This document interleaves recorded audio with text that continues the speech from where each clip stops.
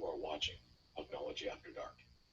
Oh my. Oh my goodness gracious. If there's ever a game that could describe how and the heck the Sharks team has run for the last 25 years, it would be this one. Giving you torture, giving you a heart attack, giving you frustration, giving you all kinds of crap to freak out about. Nonetheless, we get to talk about a win. Awesome. Welcome to Pucknology After Dark, following a 5-4 nail-biting victory, Sharks over the Flames. If you want to be a part of the show, use the hashtag #PucknologyAfterDark. You can ask questions, comment. You can also use the YouTube chat if you are directly on the YouTube page right now. But you can also ask any questions with the hashtag, or you can follow us on Twitter at PuckGuy14, at Pucknology, at AJ_Strong, and at Eric Landy are your constituents tonight. And we'll say hello to both of them. Mr. AJ Strong, hello, sir. What's going on? What it is, what it was, what it shall be. It shall be victorious. Mr. Landy, hello. Hi. Boy, I almost had a heart attack there. Anybody else? Let's see, I was celebrating early, had a heart attack, or I was about to throw pucks on my TV screen in the second period, and celebrating again, and then the third period was biting all my fingernails off. Yeah, I'm about to be yelling here pretty soon, too, because Los Angeles has tied it up with Detroit. It's now 2-2. Come on, Detroit. Aren't you better than this? Don't you have your 18 cajillion fans with you at the Staples Center tonight? Come on. One job. One job. One job, and you blow it. Well, since we are talking about opponents at the moment, let's take a look at what the victory does in the standings-wise. And here we are. This is as of this moment. LA's at 55, Arizona's at 46. The Sharks with the victory because of the 19... Rose. Hey, I was going to say, dude, I had to like pick up the slack there. Have the tiebreaker over Vancouver. Vancouver's playing right now. They are currently losing to Florida in the second period. So any point will leapfrog them over San Jose. But of course, you have Anaheim a point behind, who have 4 less. Rose. Thank you. And then Calgary at 40 points and Edmonton at 37. Rose. All right. Oh, sorry. I got a little trigger happy. Premature rowage. Yeah. There we go. All right. So, guys, I'll start with AJ here. Good evening to you, sir. Initial thoughts after a crazy victory tonight? The boys, they looked good in the first period. I think we can all agree with that. Walked out up to nothing. And then the second period came and the wheels fell off. Got into some penalty trouble. Mike Brown takes that, hits the double minor. It was spent 4 minutes in the box, which was about the same amount of time he spent on the ice tonight in typical Brown fashion. Hey, you got that from Andrew Bench. I saw that. Oh, please. Check the timeline, bro. So 4 minutes in the box, 4:33 on the ice. We're still wondering why the hell he is out there when you're only going to play 4.5 minutes when you have an option of Gaudreau or hopefully in a day or two, although I think we all just don't see it happening, but Torres or if Zubris gets better. But, Brown has to be your nuclear option at this point. We need the points. We can't do it. Anyway, you're going to be hard-pressed to find teams that can stave off a full 2-minute 5-on-3. And I don't put that on Jones. The last goal, it was kind of a tough one. That one was a little tough. I would have expected, the third goal. I would have hoped Jones would have pulled that up. But for the most part, I thought Jones was phenomenal tonight. Wasn't getting a lot of it seemed like everybody was just playing forward tonight, and it was going to be a run and gun game. So I'm happy they were able to come out of it. Good first period, good third period. They shit the bed in the second period, and overall, not a lot of shots on goal for the Sharks, which is also kind of disappointing. They let Calgary kind of walk in when they wanted to from time to time, and they had to shut that shit down. So. Hey, they get the win, and hopefully it didn't take too much out of them for to make it over for tomorrow night's tilt. But hat tip to Vlasic for going at it at the end of the game. You don't see that very often, and a huge tap to a kind of salty Baker tonight on the Twitter machine. Good stick tap for you, bro. I like that. I like the feistiness. What about you, Andy? Yeah, no, kind of echoing what you said. First period looked good. Second period kind of, I think was resting on that lead that they had. And then third period, I like the desperation kind of after the initial Calgary push. When that third period kind of started, Calgary was pushing pretty hard, and then the Sharks just kept pushing back. The one thing I didn't really like, though, wasn't a big fan of Logan's game tonight in the defensive zone. In the offensive zone, he looked fine, but defensively, I think he's still missing a few steps here and there. Just looked a little flat-footed. That's going to happen. This is only his fifth game back, so you got to figure the kind of nuances of the defensive zone are still going to be suspect till he gets really into the rhythm. Jones, I wasn't happy. Actually, you were talking about the 5-on-3 goal. The 5-on-3 goal was the one I didn't like. That was the one where that was Weidman's, right? Weidman's goal. I did not like Weidman's goal at all. He had a clear vision at it, just picked the top corner and went in on him. I don't know if he was kind of moving towards one way or was anticipating it was going glove side, but yeah, just kind of dropped the ball on that one. Even Bake said that was a goal that Jones should have had, but then, of course, the goal 15 seconds later is just a backbreaker. Oh my goodness! I mean, it was a nice goal, and I don't think Jones really had a chance about it. But yeah, it was short side. It was pretty. That was a little corner that got picked, and they just were able to get that shot, and it was really a lucky shot. So I don't blame them on the 5-on-4 goal, but the 5-on-3 goal I didn't like. Yeah. Well, and can we talk about Couture's goal tonight? How the hell did that even go in?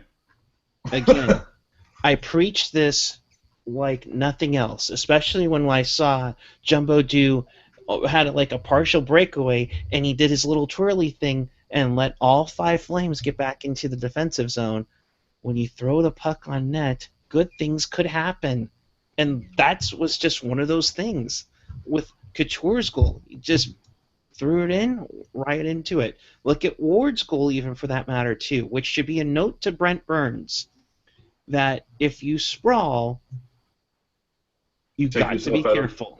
Don't take yourself out of the play when that comes. And I know Chris is saying it's pretty common with teams with a 2+ goal lead to give up more shots than they take. I get that, but I was kind of hoping that they were going to, I guess, continue on from what we saw with Toronto.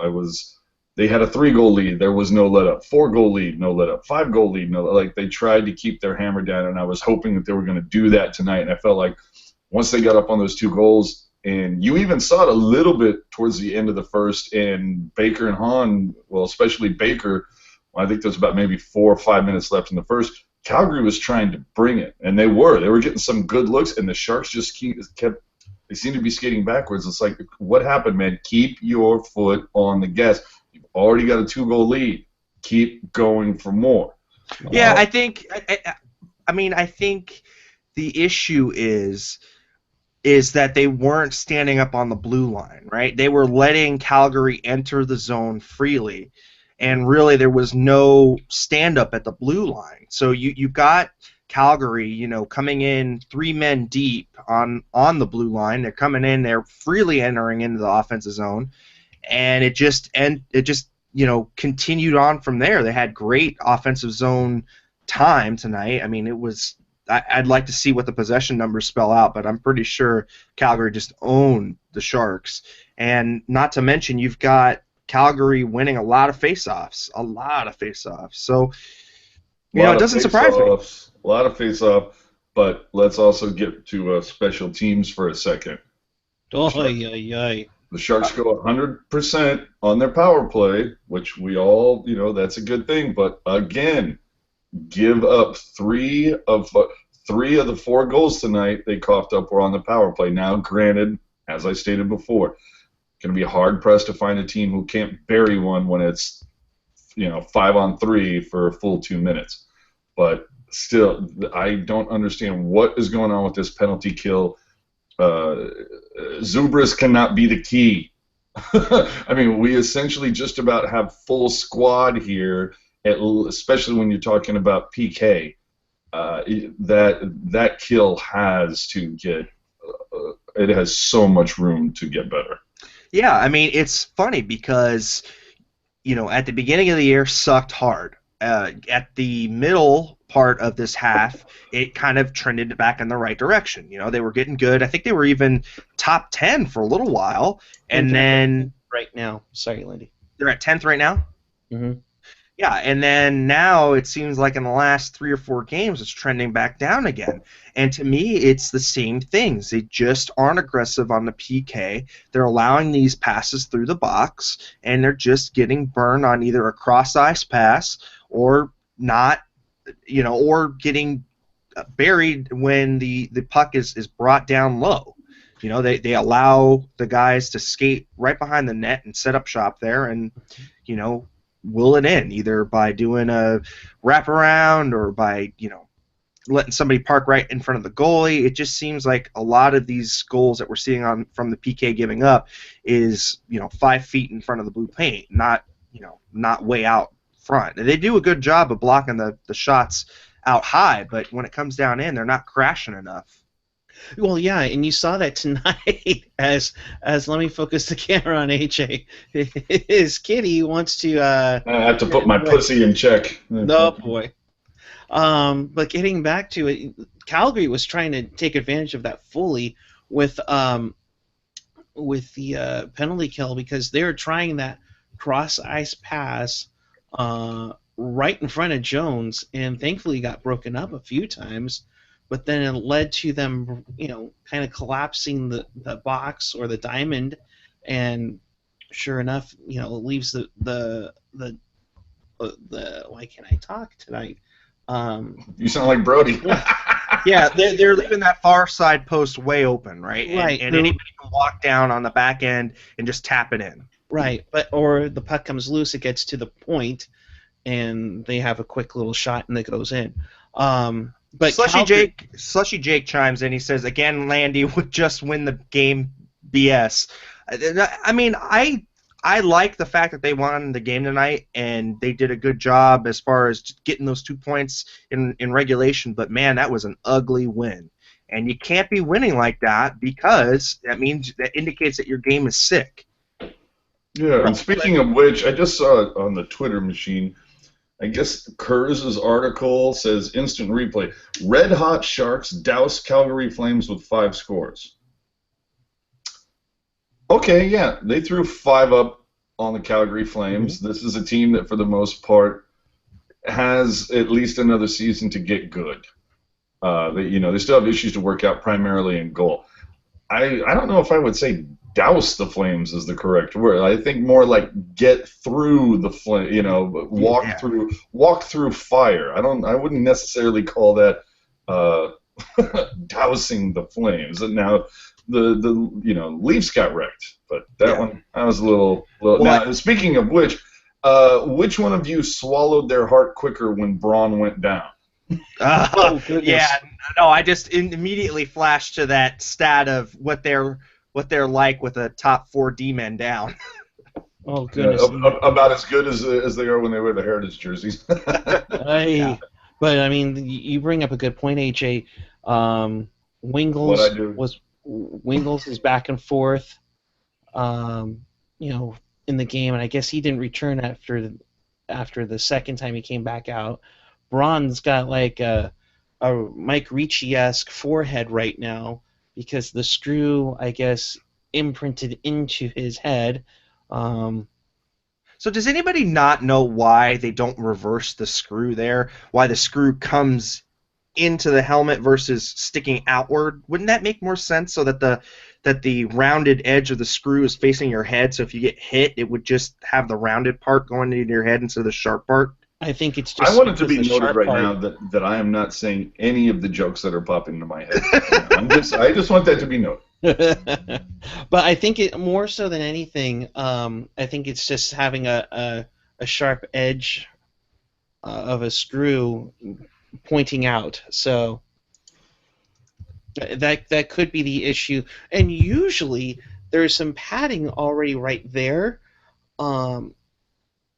That's covering the screw. So I'm surprised that the foam wasn't there to cause that to happen. So hopefully Braun's okay. Let's hope Wingles is okay.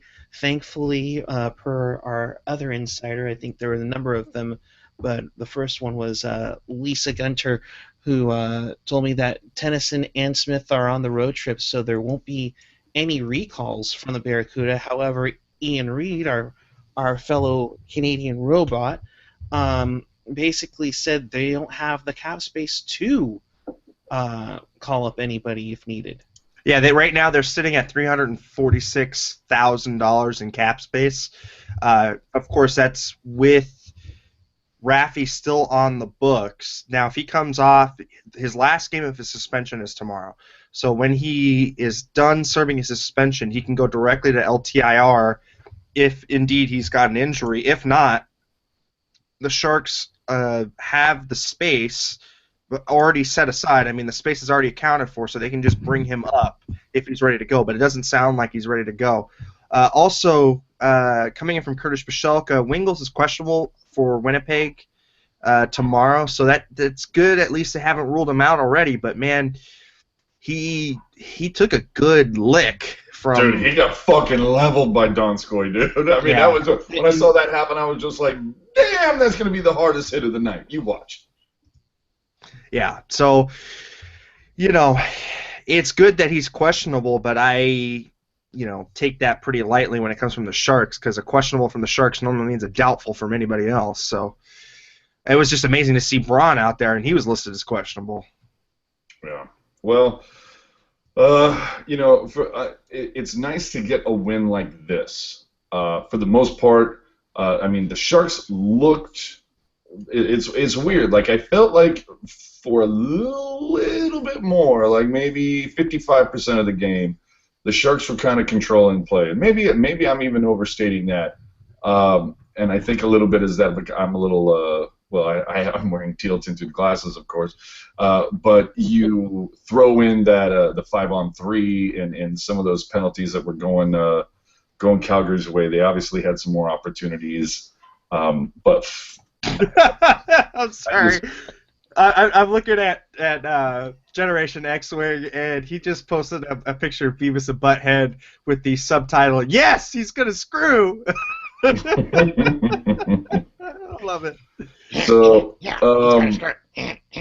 got Wingles questionable for tomorrow. It wouldn't surprise me if Braun at this point is questionable for tomorrow. And you know how much this just pisses me the hell off to have to say it. I have to give a stick tap to Dylan tonight. Although he took a stupid penalty, though. He took a stupid penalty, that's true. But you know what? Two stupid penalties. I'm sorry, because he was in the box for that fourth goal from Calgary. He took two penalties. He took some. Actually, it has him on the box score. It says one penalty. But I'm just saying, a +3. Not that plus minus really means a whole hell of a lot, but it can in certain respects. But leading the team tonight, +3, gets an assist and steps up. And makes the most of the time he was given. He played almost 20 tonight, so you have to like I said, man. As much as it he got more play than Braun tonight, and obviously because Braun was injured. But man, we're talking about Dylan. That when all cylinders are firing, a guy who's probably going to see about 15 to 16 minutes, pulls in almost 20. So he made the most of the situation he was put in. So good on him. I'll give them that in a big way. It is about that time, of course. I know you've all been waiting for it. It's the time for Slushy Jake gets to ask one question. Okay. Oh man, Slushy's gonna burn it already. Yeah, we're gonna deal with Slushy early. And that question is, we're asking the panel the funniest moment in Sharks history and the strangest goal in Sharks history. We're gonna start with funniest moment in Sharks history. I'm gonna take this to start, and I don't know that you're going to be able to top Sharky getting hung from the rafters and delaying the game for 20 minutes. So that's kind of where I think you're going to be hard pressed to top that. I mean, I wouldn't call it funny that the Sharks are like the only team in history to have a game postponed rained out.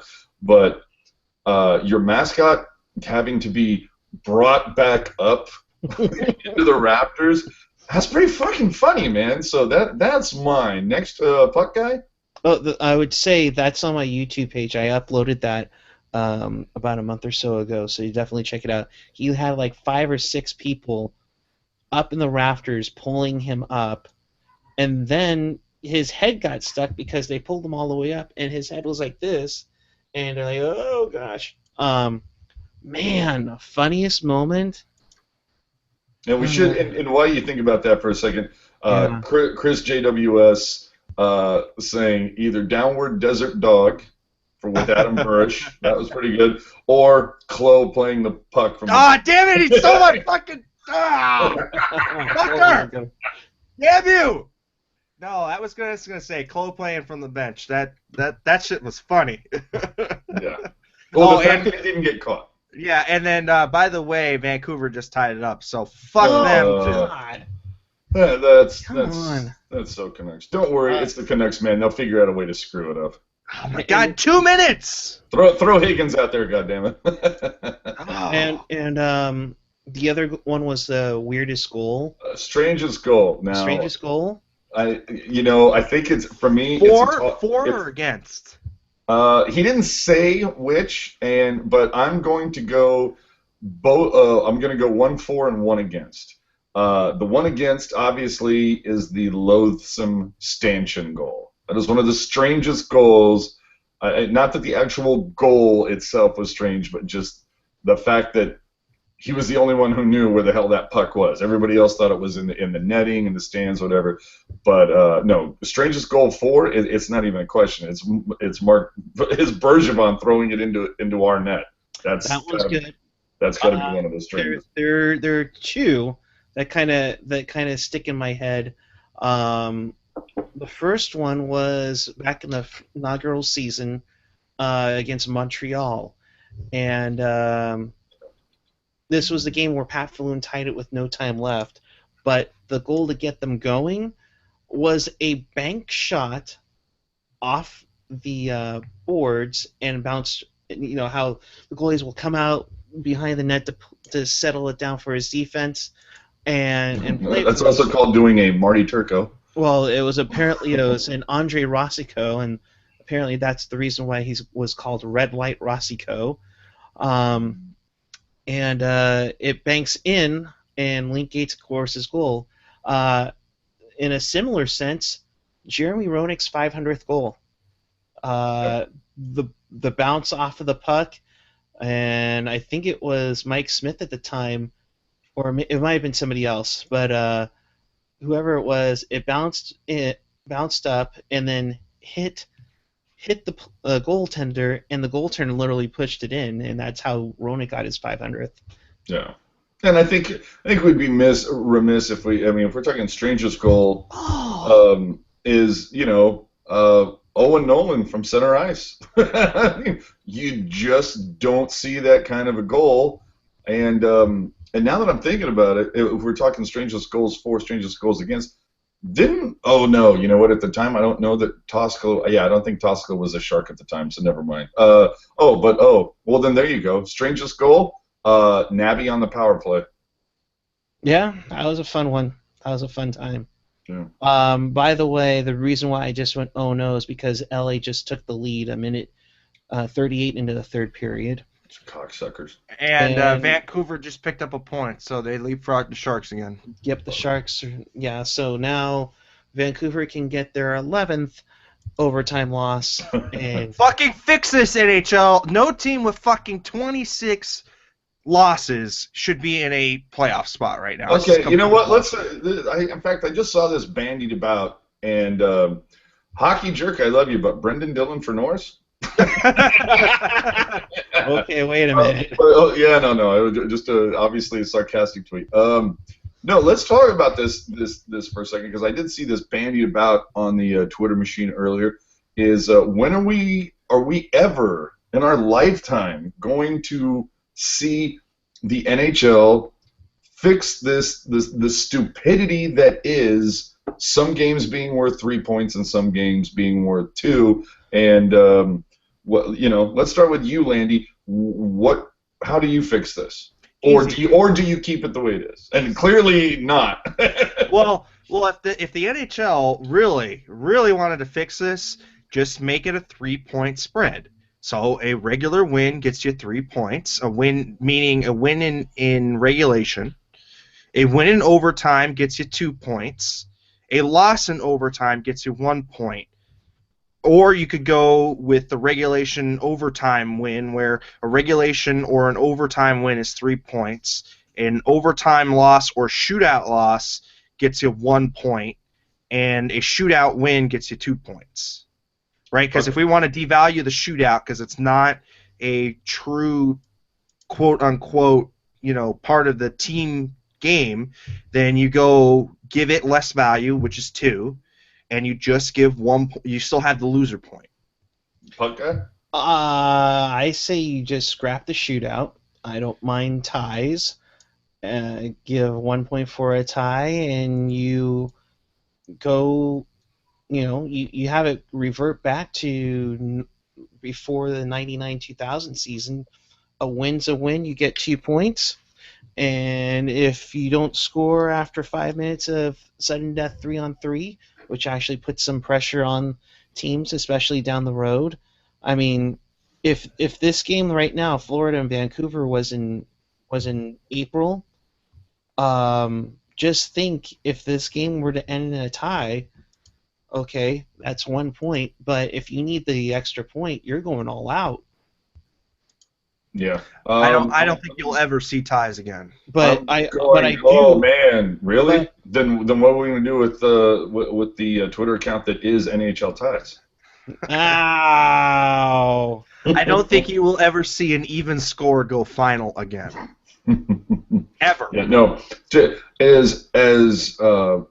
paraphrase Tom Hanks, there's no tying. No, there's no tying. That's not the way you do it. So see, my point is this: if everybody's gonna bitch about it going to a skills competition, are we just gonna keep going 3-on-3 for 5 minutes like they do in the NBA? I mean, we're going to go on forever, and I don't think that's I know the players would not be game for that. So. Yeah, no, I just I'm echoing kind of what I mean. I can go either way, but I kind of lean towards what Gen X has just tweeted, which is you get 3 for regulation, 2 for a win in OT, and 1 for a tie. Obviously, 1 for each. But I could very easily go either way, where it's either that or it's just a case of you get 2 points for the win, whether it's in regulation or overtime. And if you lose, you get nothing, and you like it. I don't care if the game went to fucking overtime. No, I agree with that. But I would say that if the game goes into overtime, there's your regulation wins instead of the rows. Yeah. You have the regulation win, and that's your tiebreaker instead of regulation overtime.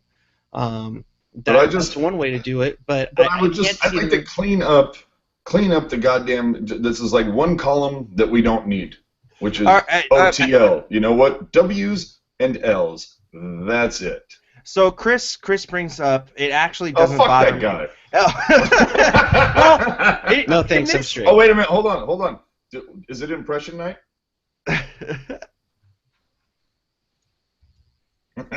yeah. No, in this case, yeah, fuck that guy. But I'm sick of seeing Vancouver with 26 losses in a playoff spot. That's just asinine to me. They have more losses than they do wins, and they're in a playoff spot. That is just stupid. Yep. Now, well, let me ask you this: the Sharks, I think the 93-94 season,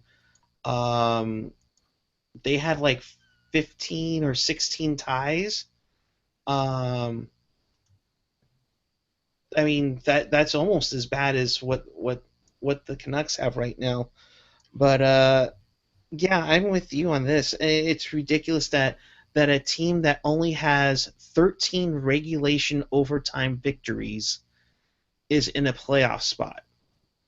No, it's asinine, and I don't understand why they don't change it. I think it's purely because they don't want to change the parity up. They don't want to change anything up. I think there's a strong push from I think it's Detroit because they're always the progressive ones, but I think they're the ones that want to push for this 3-point system, and I totally agree because getting to overtime that's a milestone in my opinion. So you got to give them at least something. So 1 point in a 3-point system is fine with me, but it's just asinine that a team with more losses than wins is in a playoff spot. Which is more asinine, that or the fact that some games are worth 3 points, some are worth 2? Yeah. But you know what, though? There has been a couple times that this has been bandied about where they've gone through and they've reconfigured a schedule at the end of the season. They say, this is the standings if it was how it used to be, where it was 2 points for a win, 0 for a loss, 1 each for a tie, versus, this ridiculousness of some are worth 3, some are worth 2. And what's funny, the standings barely change. Bizarrely enough, you might see one team that was out actually get in, and you might see a team who was 5 move up to 4. But it is funny. Go in and look at. I'm telling you. Don't do it now because we're doing this. But right. Later, you can Google that shit. And, when you're bored after this. Yeah, when you're bored or whatnot. Vancouver wins by the way. Holy one on a power play. At least it was in fucking overtime.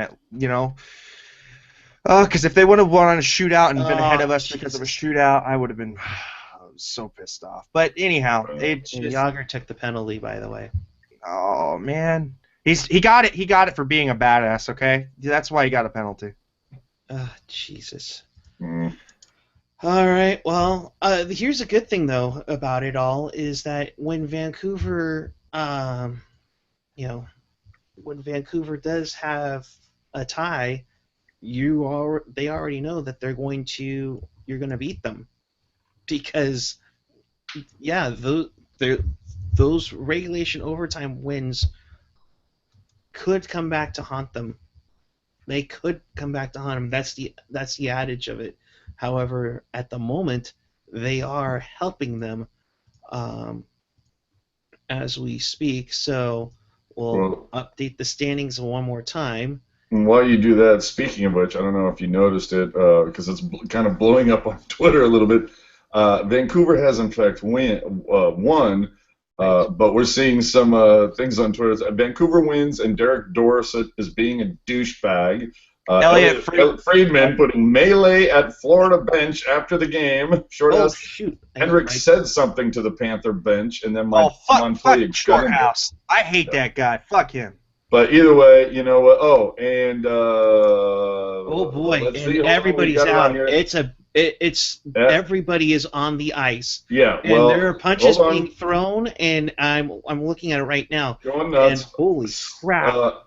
On Twitter, at my regular face, who does a great job at throwing up screen grabs and a lot of GIFs. In fact, had a fantastic GIF on Corey Ramo tonight. Or Carrie Ramo, whatever the fuck you want to. Who cares? But yeah, she just screen capped it, and essentially there is nobody on the bench. There's nobody in the dressing room. Every fucking player and official is on the ice right now. So that's awesome. But yeah, my regular face, we'll give some love to her, because if you didn't see it earlier, do yourselves a favor tonight. Who was on the breakaway, guys, when Ramo came out? That was Tommy? Donskoy, right? It was Donskoy. Donskoy. I knew it was somebody with a 7. It was a little fin-on-fin action. Yeah, Donskoy coming in. Ramo just hauls ass out there to bust that up, because he was going to have a clear beeline to the net. Ramo comes out to break that shit up, and then as he's trying to just be sly and skirt his ass back into position. Boink, tripped over, I don't know. Somebody threw a penny. I'm not even sure what the hell that was, but it was awesome. And if anybody has Photoshop / GIF skills, if you can make him trip over, I don't know, something funny, that would be awesome. Right.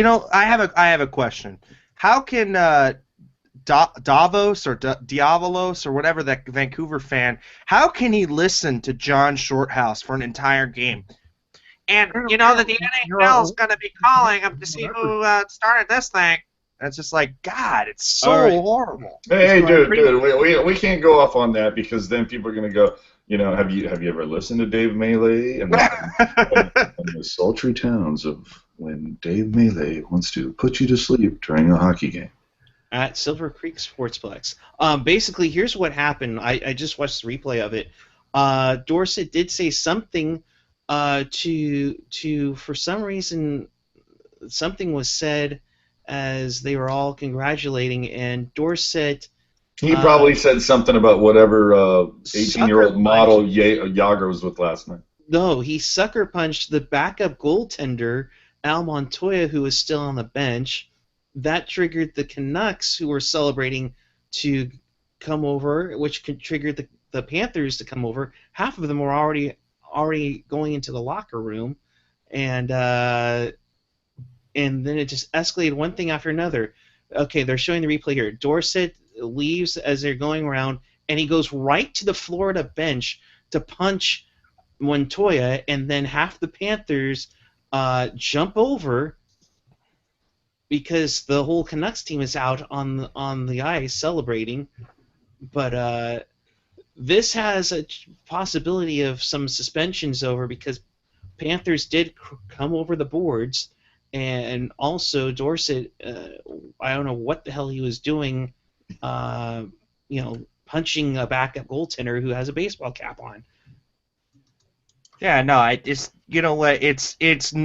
the tried and true Canuck douchery that we all know and love. So there you go. Dive. What the hell else do you expect from Vancouver? And the sheer irony is that Alex Burrows was the one that was pushing his teammates to go to the locker room. And we're also, of course, because there's finger food in there. That's why. Come on. We also seeing that we're starting to see some vines from it, but watching Dorsett throw his leg up like a fucking rocket. Oh my God. All right, Eric, you've All right, dude, get this shit. Okay, boy has got some Photoshop skills. Let me just throw this. I would let Landy talk for a minute, but I'm going to send you some shit that you better screen cap and get up here. Toot sweet, my brother. Well, now that we've got this graphic up that I've been trying to place up here for the last 5 minutes, anyhow, with Vancouver's douchebaggery win, they leapfrog us again, but they still only have 14 rows. Give me a fucking break, NHL. Come on now. They have the same amount of rows as the Edmonton Oilers, so thanks to those 7 extra overtime shootout losses, they're in a playoff spot. The Oilers aren't. God, it's dumb. It's dude, just pull this screen cap I just sent you, bro. Just pull that screen cap, load it up, dude. That is some Generation X-Wing type shit right there. Okay. All right, hold on. I got it. Let's That's see some what pretty this is. bad Dude, that's gonna be my new profile fucking photo, dude. What was it again? Well, you'll see it. He's about to have it up, man. Oh, I was gonna This say. is nice. Nice. You know what? I have a memes folder now. All the memes go there. Of course, dude. Everybody. I'm surprised at this point that Apple doesn't, or Android, whoever, anyone doesn't. That have boy right there. This baby right here. that's some nice Photoshop right there. I mean, that's just like a perfect face. That's just towards you magnificent bastard. Yeah. No, I just chuckled. That was pretty good. It's like Dude, my that favorite is movie. that is fucking great. Oh, and I do have to. Oh, really? Oh man, dude, Gen X calling me out. Hey, Gen X, if you can, do me a favor. Make the picture, monkey boy. Dance, monkey, dance! Dance, monkey. Dance for your dollar. Do your Photoshop for your dollar. Oh my God, dude, telling me. Okay, look, I understand. You don't like Jim Houston. I get it. I have no problem with the fucking guy. Okay, it's all right. It's okay. Who is? You know what? Let's ask because we've been gone all this. Let's ask Gen X. Who is your favorite play-by-play guy? Let's hear it. And you can't say Randy. Yeah.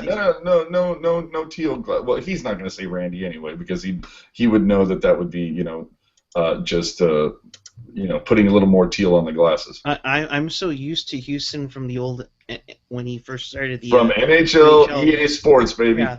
He was great on that. Shot on goal and the save made by Luongo. I would have thought he would have been more of a waffle boarded. Oh, dude, now that motherfucker can go die. Fuck, dude. Okay, but let's, dude. Okay, hold on, dude. We're good. Let's dude. Let's get back in, dude. We don't need to do. We can wait till the off season to do an hour about what whose play-by-play is awful and who has the shit. Hey, Slushy Jake did a pretty good one though. Ken Daniels, he's always on point. All right. Ken Daniels is really solid. Yeah. I do like him. He doesn't bother me if I have to listen to a Detroit broadcast because he knows how to spread the wealth and he knows how to say names correctly and pretty good following the action too. Yeah, but I'll tell you, boy, those guys in Phoenix, holy crap, dude, that's fucking audio ambient right there, man. I do like Bob Miller on the LA broadcast. Him and Jim Fox are pretty solid. I don't like Fox. Miller I like. Oh, but you know who? Nobody can just say we should not turn this into a whole of who's good and who's worse thing. All right, last one. Those bozos in Anaheim. All right, that's all I gotta say. Yeah, but you know what? The guys on their postgame are very nice people on their call-in show. That's right. They are. They're very nice people. Let's make this very clear. The Anaheim Ducks have a post-game call-in show. The Anaheim Ducks. And yet, your San Jose Sharks don't, which is why we do this show. So make sure you hit the subscribe button. Make sure you go on to Pucknology.net. Make sure you are tweeting us. Make sure you are doing your thing because we are your fill-in for a post-game show until some radio station tries to figure us out. Or they hired us. Okay, Patrick M. chimes in. No, we're done. We're done with this fucking topic. You asked him. You asked for it. No, I threw it in for a second, and I've been trying to pull out of this. I know Chris right now. He's trying to throw his fucking laptop out the window, going, "Not this shit again. Let's get back to the game." AJ, we don't need to know what you're putting in and pulling out. No, we'll do it. We'll do it live another night, okay? We got AJ verklept. Oh my All right. So let's go to tomorrow's game. Yes. All right. How important is this game in Winnipeg? Huge. It's a huge game. Winnipeg is battling for a wild card spot. They're at 41 points, so they're only 4 off Nashville.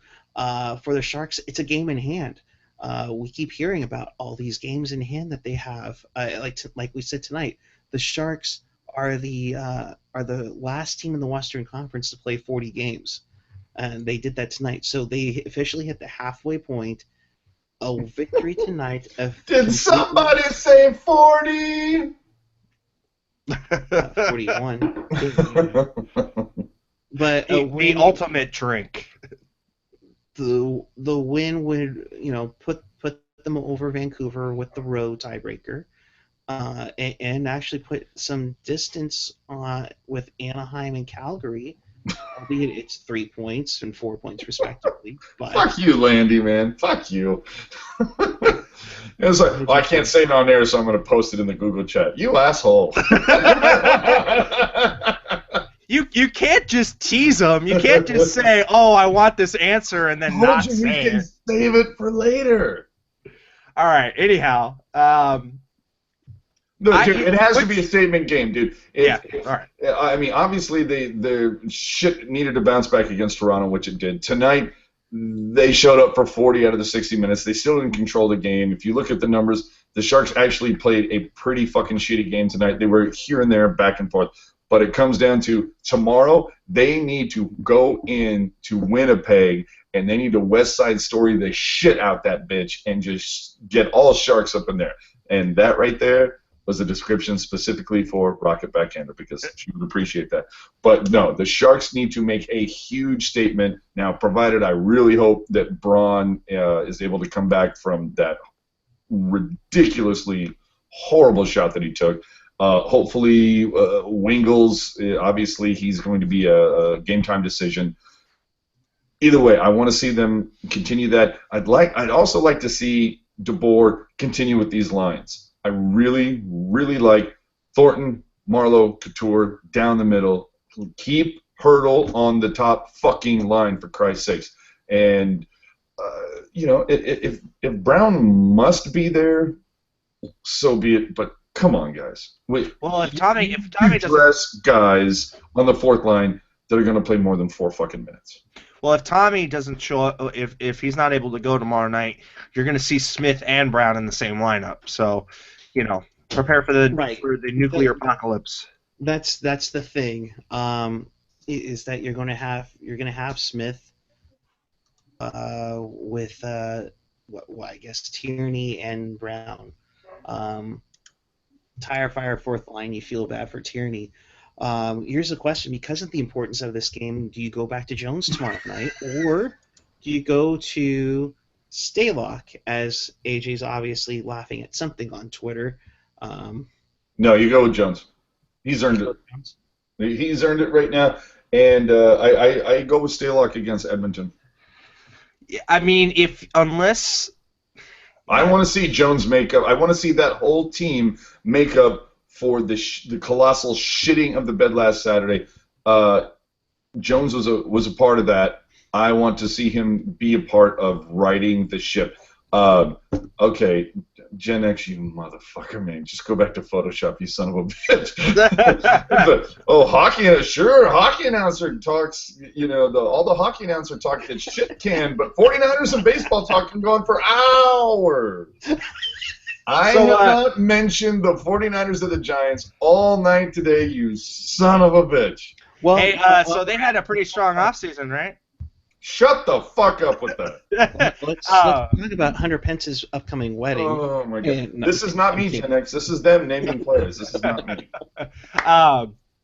But for Ian Reed, he says unless Zubris can go, Dinas Zubris did not make the trip. So you're not getting help from him. Well, Ian Reed's up there. Put him on skates and let's let him go. I'm sure it's about a 20-hour trip for him from insert Ontario city name here. Fuck it, he can skate his ass all the way there. Skate the river, bro. Skate the river! Oh, wow, that's a long-ass river from Toronto to Winnipeg. Holy mackerel. Holy crap.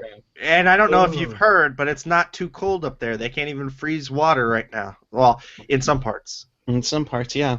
Yeah. And stay tuned for our show after this one called Diamondology After Dark and Footballology After Dark. That'll be happening later. Greg Papa, along with Bill. No, stop it. When it comes to 95.7 hey, John. Imitations, nothing tops Chris. Chris nails that shit every time. I'll just go back to John Shorthills. Oh on the my Canucks god. Radio Network. Yeah. I'm sorry. I just to the. Yeah. No, I All got right. you. I got you. No, they.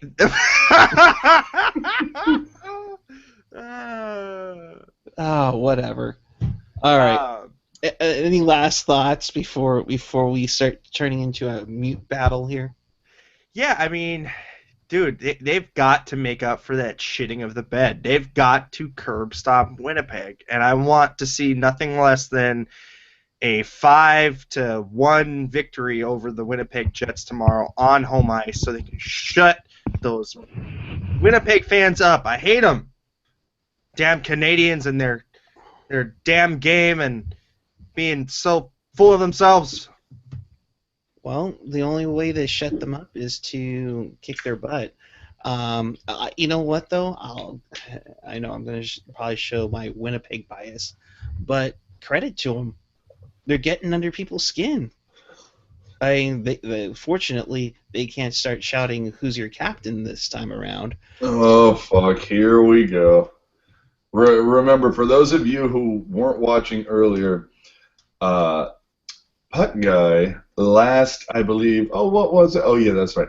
April had a huge Winnipeg Jones, like you cannot believe. Apparently, it has not left the building.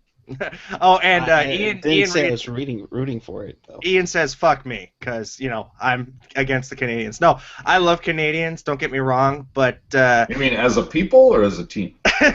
no, I like the team, but I'm not. But the people, fuck them. Man.